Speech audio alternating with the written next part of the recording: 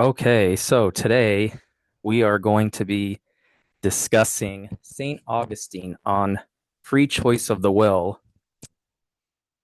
So let's see, what does St. Augustine mean when he mentions free will?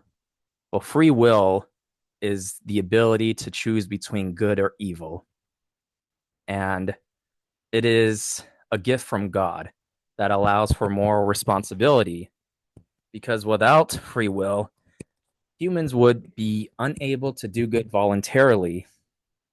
And if we don't have free will, then we're just robots being placed on Earth without any sort of ability to make choices and decisions to choose good, the good, to choose to follow God, to choose to love. So free will is necessary for us being moral agents, for us to then have responsibility over our decisions. Let's look at Augustine's definition of free will. For when it is said that good things, the great, the intermediate, and the lowest goods come from God, free choice of the will is among the intermediate goods because it can be used either rightly or wrongly, but we cannot live rightly without it. The right use of free choice is virtue, which is found among the great goods, which no one could use wrongly. So again, free will is really the ability to choose between good and evil, to be able to have morals, to choose whether or not we can follow God. And so without free will, we can't be able to choose the good. It would just be chosen for us, and there would be no reason to hold anyone responsibly if we can't make those decisions. So, can free will be justified? Why would God grant free will if it leads to sin? Well, Augustine's defense is that a world with free will and the potential for sin is better than one without it. Because if, in fact, we are not free to choose, then we can't be held responsible for our choices. And it is necessary for virtue because virtue is what we understand as good character traits. And it wouldn't make any sense to have good character if we cannot decide to have good character. It is necessary for goodness because if we're not free, then love would be impossible too without freedom.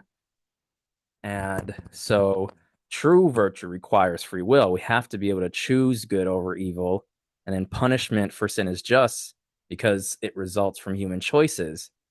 And then again, we're talking about responsibility. If we're not free, then we cannot be held responsible for our decisions.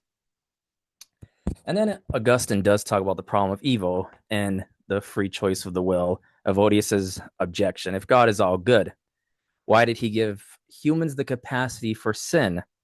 So this touches upon the problem of evil, that why is there evil in the world? And if God is all good, then how do we explain all the suffering and evil that takes place in the world? Augustine responds that evil is not a substance, but a privation or the absence of good. So goodness comes from God, but evil doesn't come from God because evil is not a being or a substance, but it's instead a lack of good, the absence of good, and that free will allows for both choices, choose good and evil, and that moral evil comes from the misuse of free will, not from God. So that God is not the creator of evil. Rather, evil comes from the misuse of our free will. So let's look at Augustine's definition of evil. Evil is the corruption of measure, form, or order. When accordingly it is inquired whence is evil, it must be first inquired what is evil, which is nothing else than the corruption either of the measure or form or the order that belongs to nature. Nature, therefore, which has been corrupted, is called evil, for assuredly, when incorrupted is good. But even corrupt, so far as it is nature, it is good, so far as it is corrupted by evil. So here, evil is not a being, it is not a thing, it is a lack of being, a lack of goodness. It is not inherent in nature. And we're going to see how Augustine reconciles human nature, freedom, God's goodness, and free will, because the cause of sin and evil comes from us, comes from humans. Sin is not God that creates sin or evil, it is the humans that do through the nature of the will. And so a perverse will is the cause of all evils, and we sin by our own will. So here again, our ability to sin and to choose to make decisions comes from free will. And so if there's no free will, there's no goodness. And then love is impossible. So evil is a lack of proper direction of the will, the misuse of free choice. So how about free will and divine foreknowledge? Does God's omniscience, which is all-knowing, contradict free will? Augustine's response: knowing something will happen does not cause it to happen. Here's an example. A teacher may foresee a student failing, but the student still makes choices. So God can know that humans will sin. It's not God that moves the will to commit evil, but is the humans, it is the will that is misused in the decision making. So humans are still responsible for their actions despite God's foreknowledge, because God does not cause sin and evil, but permits it. So here's Augustine on original sin. Let's first look at what the definition is: the inherited condition of sinfulness that affects all humans due to Adam's transgression.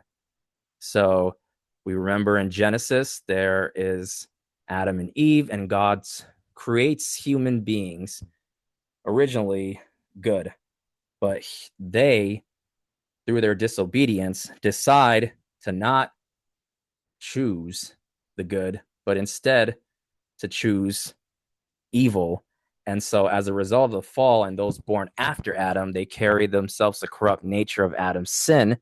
We see in the scriptures, in Genesis and Romans, that through one man sin entered the world, and in Ephesians, dead in sin. So through Adam's sin, it is passed down to nature fallen in sin. So Augustine's view on human nature, thus we see human nature in two senses. In the strict sense, we mean the nature with which human beings were first created, a nature blameless after its kind. But we can also mean the nature of those of you who are born under the penalty of that sin, mortal, ignorant, and enslaved to the flesh. So human nature was not originally created sinful, but that human beings were first created a nature that was blameless. But then through the fall of Adam, human beings are now born in sin. Through the fall of Adam and those born after, we are born with a corrupted nature. So before the fall, humans had free will in harmony with God. There was no suffering. But after the fall, human nature became corrupted, loss of original righteousness and justice and grace, inclination towards sin. So the transmission of original sin is passed down through human generation, biological inheritance. and links it to a disordered desire. But Pelagius would say that human beings are born morally neutral and that human beings are not necessarily corrupted by sin or dead in sin. However, Augustine does disagree that humans inherit a sinful nature, cannot attain salvation on their own, and that our free will doesn't mean that we can choose never to sin and choose God on our own. But God does give us still this ability to follow Him, but we cannot choose salvation on our own, and we need help through the divine grace, through God's love and mercy. So Augustine versus Pelagianism, that Pelagius would say we can choose righteousness without divine assistance. Original sin does not corrupt human nature, but Augustine's response would say that without grace, humans cannot be saved, that we need God's grace in order to have salvation. So grace is necessary for choosing the true good, and that free will alone is insufficient. Divine help is needed. That's why we need a savior for salvation. It's God's grace that comes first. So why is grace necessary? So without God's grace, humans are incapable of righteousness without God's help. So free will is weakened by sin. And Augustine says, then I said that the grace of God frees us from the misery that was justly imposed upon sinners. For human beings cannot pick themselves up voluntarily, that is, by their own free choice as they fell voluntarily. So that God's grace is needed in order for us to have righteousness and to be reconciled with God.